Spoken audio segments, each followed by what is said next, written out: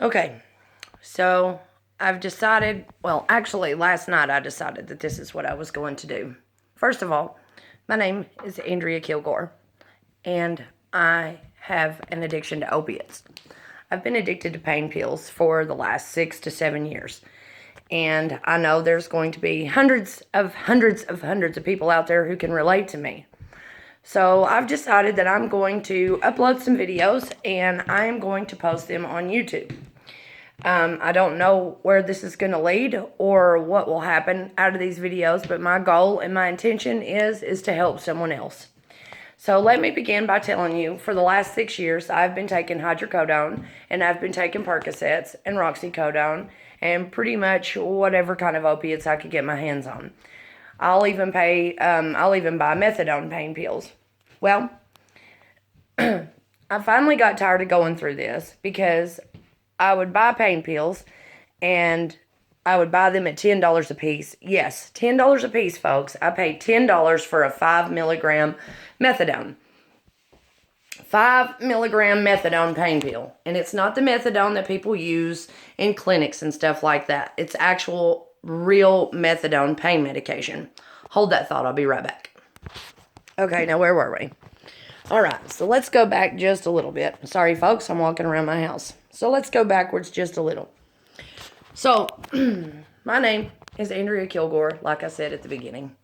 I am 40 years old, and since I was 34, maybe a little younger, I've been taking opiates, pain pills.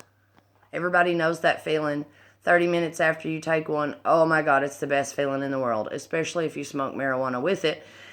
So, about 30 to 45 minutes after I've taken a Percocet 10 or 2 Percocet 10s, I like to smoke a bowl or maybe smoke a joint because, man, I'm telling you, I am right with the world whenever I've taken that and smoked on top of it. And I know there's people out there who have gone through the same thing or who do the same thing, so you understand where I'm coming from. I'm married.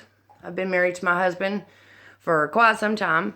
We just celebrated our 9th-year anniversary. However, we've been together for 15 years. We have one daughter together. Her name is Delaney. She is 14 years old. And my 14-year-old daughter has seen way more than she ever should have. And I'm sure some of you out there, your children can relate. They've watched you go through the same crap as I have. They've watched you buy your pain pills. They've gone with you to buy them. You've risked taking them, even though you know that it's illegal and dangerous. You still take them because you are that sick, you feel that bad, and you just have to do it no matter what. So my daughter's been with me. I've been sick as a dog, run down to, well, I can't say where I've got them from. I was about to tell. Whoops. Never tell where you get your pain pills from. Okay, so I go down to, let's just say I go down to East Chattanooga. And I get down there and I'm sick. And 30 minutes after I get down there, I feel fine again. After that 30 minutes, yes, my body starts feeling okay. But at that exact very moment that I start feeling okay, I start hating myself. You know what I mean. You hate yourself because you had every intention of not taking anything else, of trying to stop. But 3 days after you tried to stop, what happened? Come on, you got sick, didn't you? Of course you did. So, what did you do? You went and found one, just like I did. I had to go find something because I was sick. I didn't want to feel like I had the flu. That is the worst feeling, coming off of an opiate. You feel like, people have asked that question, what does it feel like to have withdrawal? So let me tell you what it feels like. It feels like, have you ever had the flu or like a really severe cold? Your entire body aches. I'm talking down to your fingers and toes. They ache. You feel sick at your stomach. You have the cold chills. However, on top of you having the cold chills, you're sweating. You're so nauseated you can't stand yourself. You can't even think about eating anything. Water's about the only thing that you can actually get down whenever you're sick like that. But me, of course, I'm addicted to Dr. Pepper, so I funneled Dr. Pepper even though I was still going through withdrawals. And you talking about some mad diarrhea, son. Mad diarrhea. You get diarrhea worse than you've ever had in your life. It's worse than eating a rotten hot dog. It is horrible. You literally feel like you are within minutes of death. That's how bad you feel coming off the opiates. So for years, I've hidden this from my husband. Back in 2000, he knew that I was doing them all the way up until 2015. Well, I'm not going to go into what happened in 2015. But anyway, something happened in 2015 that caused me to stop taking pills for a while. Well, it didn't stop that long. I'd like to tell everybody that it did, but it didn't, because whenever you take pills like that, you do the kind of things that you do whenever you're a drug addict. You lie. So, what did I do? I lied. I told people that I wasn't taking them. I'm clean. And I really thought people believed me. Because, I mean, how are they going to tell that I'm messed up on pills? I use Visine. Nobody knows what's going on, right? Wrong. The people that know you, the people that have been around you your whole life, of course, they know everything about you. They know how you are. And they know how you are when you're messed up. But in your drug-addicted mind, you think no one knows. So, I tried hiding it from my husband for 2 years. It would be $10 missing out of the bank account here. We had a BB&T account. So, with our BB&T account, the only thing my husband could do was text to get the balance of our checking account. And he would say, well, where did $20 go? And I'd tell him, oh, I did this, I paid that. I went and done this, I did this for Delaney, I did that for Delaney. And all the while thinking that he didn't know. He wasn't stupid. He wasn't stupid by any means. He just loved me enough not to say anything, and he didn't want to lose me. So he didn't say a word. So out of that $10, $20, $30, $40 that would come up missing here and there every week, I would say that I spent close to, I don't know, maybe $5,000, $6,000 in those two. No, that's a little bit too much. Let's say probably about $2,000, $3,000 that I spent on pain pills between running to the doctor, and yes, I doctor shopped. I didn't really realize that that's what I was doing. I would go to the doctor and they would give me something, but they would only give me like 10 or 15. 10 or 15 pain pills, a 5 milligram 325 hydrocodone, or a Percocet. Now, if you get 15 of those and you're an addict like I am, how long did those last you? Yeah, that's what I thought. They lasted you, what, 1 to 2 days? That's about how long they lasted me, too. Let me tell you, now that I think about it, it's just horrible. But, needless to say, all of those pills that I took, all of the money that I spent, every time I would go buy one, I felt the worst kind of guilt that you could ever feel. Because I was taken from my husband. I'm taken from my daughter. I couldn't stop myself, though. Even though I knew how I was going to feel after I took it, even though I knew that guilt, that remorse, how much I was going to hate myself for taking that money from my husband and from my daughter, knowing how bad they needed stuff, I still took it from them because I needed my fix. I needed to not be sick. All I wanted was to feel normal. And it's not taking those things. They don't... How do I explain this?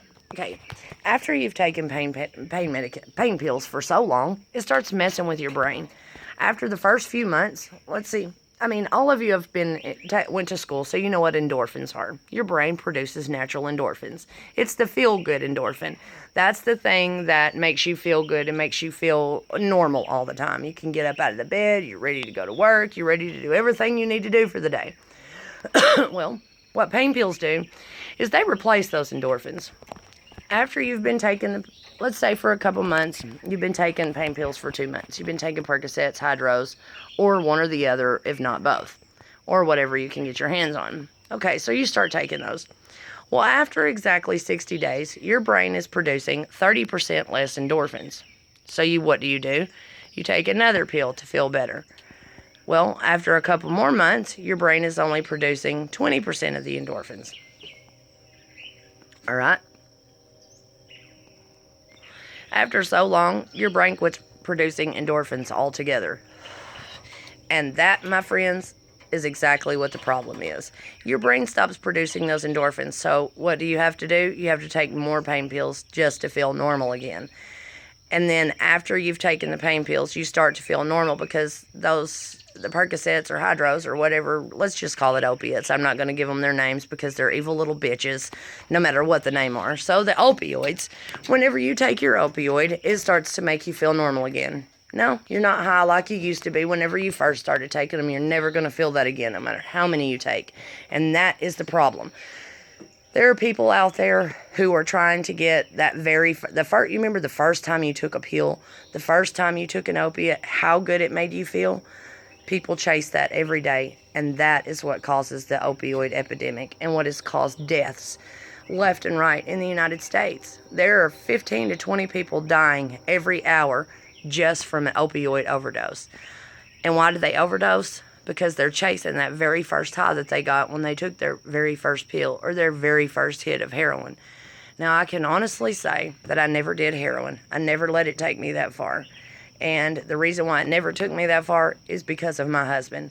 That man is the only thing that kept me from going that far. Had it not been for him, I'm telling you, I'd probably be on the streets right now, and I wouldn't be here talking to you, and I wouldn't be going to upload this video on YouTube to let everybody know.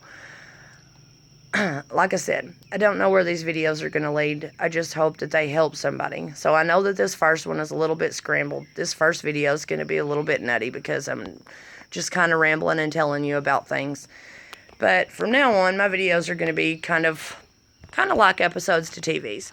So starting tomorrow, I'm going to take you through my regular day. The day in the life of an opioid addict. What it's like to be coming off of the opiates. I actually have 3 weeks clean under my belt. Actually, let's see, what's today? Wednesday. All right, folks. Whoa. I dropped me. Okay, so today is Wednesday, June the 21st, 2017, 8:35 a.m. All right, so starting tomorrow on Thursday, June the 22nd, we're going to get up and you're going to go through my entire day of what it's like to come off of opiates. So my little 3 weeks and 3 days that I've got clean are nothing, not compared to some people's clean time. But I'm not going to compare myself to other people, because let me tell you, 3 weeks for me being clean is a miracle in itself. I've honestly gone 3 weeks, no opiates in my system whatsoever. Well, I can't say no opiates in my system whatsoever because I go to a clinic. And this, folks, is the reason why I'm making these videos. Because, like I was watching the news last night, okay, they're talking about in Ohio, all of these people that are overdosing and killing themselves, that opiates have become, the opiate addiction in the United States has become an epidemic. They are right. It has not become an epidemic. It is a crisis. It is a pandemic. This is insane. We, as a nation, need to help our people. We need to help our neighbors. We need to make people understand and help these people that are addicted to these types of things, because it's not our fault we have addictive personalities. I mean, that's just the way that it is. It's genetic. Okay, so those of us with addictive personalities, we go to the emergency room. The doctors in the emergency room, they don't give a damn. They just write whatever. They'll give you a script of pain pills and then send you on your way. At least this is the way that it used to be. Well, when they started cracking down on all the laws, yeah, you know which laws I'm talking about. All these new laws are being written, and now doctors are afraid to do anything. So that causes people like me to go to different doctors, different emergency rooms, and we go and get pills because we're addicts. We don't realize what we're actually doing, or that what we're doing is actually illegal until somebody enlightens you. Hey, you're doctor shopping. You know that's illegal, right? Yeah, no, I didn't know that. So, I lost my train of thought. I do that quite often.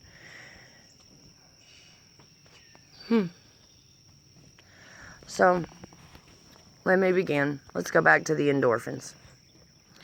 Okay, so your brain produces endorphins. It quits producing them after so long. So you need those pain pills to produce those endorphins to make yourself feel better and to feel normal again.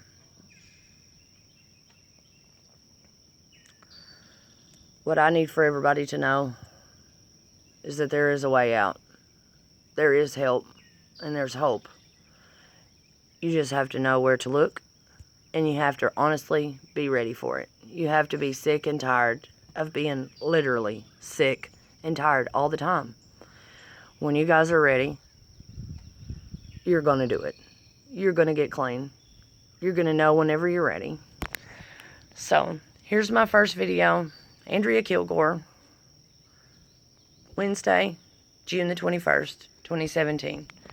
Like I said earlier, starting tomorrow, I'm going to take you guys through a day.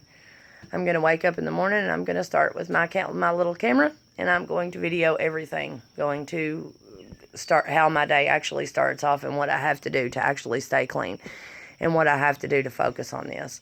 I don't know if it's going to work. I'm also going to see if there's a few people at the clinic who would like to participate in this, and I'd like to ask them some questions and video them just so you guys can get a good idea of other people besides me. There's hundreds of us out there who go to clinics every day, who are doing the best we can to stay clean, still hold a job, still keep our family together. These doctors, back in the 90s, if you can actually go on YouTube after you get done watching me, go ahead and get on there and do a search through YouTube. Search for 1990s opioid commercials. And the commercials will actually crack you up. Actually, it doesn't crack me up, it makes me cry. Because there's a man sitting behind a desk talking about how safe pain pills are. How safe a Percocet or a hydrocodone can be. That it relieves pain. That it is absolutely 150% non-addictive. You can't get addicted to these things. These things didn't become real popular around here in this state, in the state of Tennessee, till, I don't know, I want to say, let's see, it's 2017, till about 2011, 2012. That's when it became really popular. So, enough of the rambling. I actually need to get my ass off here, and I need to do something. I have to mow the grass today for my husband. I'm off of work. I'm actually on medical leave from work because I am in treatment. So I've taken a medical leave of absence from my job at DirecTV so I can get myself clean and take care of my family. So for these next few weeks, I'm going to be making videos every day. Right now, see folks, I will be mowing the grass. I have 3.1 acres to mow. See, folks like me who do have addictions, guess what? We still have a life. We still have a family. We still have things that need to be taken care of. There's been so many times my husband's needed my help, needed me to do something, and I can't do it because I'm laying on the couch sick. And I'm not like that anymore. I'm clean. I have 3 weeks. That 3 weeks may not seem like much to you, but it's everything to me. So I will see you guys tomorrow. Starting bright and early. I get up I get up anywhere between 4 a.m. and 6 a.m. So I guess we'll be seeing you guys tomorrow. Thanks. See you guys later. Bye.